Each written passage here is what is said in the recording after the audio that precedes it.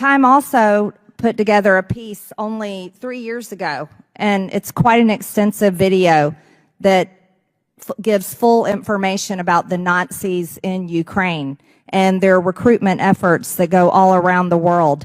It's amazing to me that just in a few years' time, it's now considered misinformation to talk about the Nazis in Ukraine.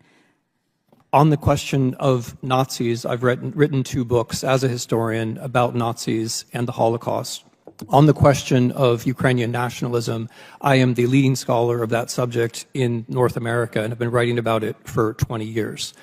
If the Chamber is interested in the degree of far-right participation in Ukrainian politics, you can be assured that no far-right party has ever crossed 3% in Ukrainian election. So of course there are bad people in every country, but by any comparative standard is a very small phenomenon. In Russia, on the other hand, the army includes openly Nazi formations, such as Rushich.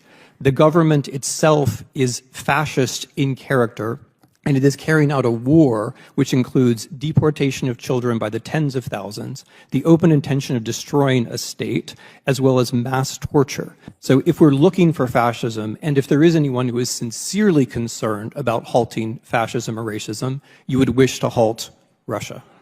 Thank you so much, Dr. Snyder. And, you know, this hearing was put together to talk about political warfare, and it's strange because a lot of my Republican colleagues seem to be pointing a lot of fingers, but not at Vladimir Putin and not holding him accountable. I mean, even top-ranking Republicans are having enough of it.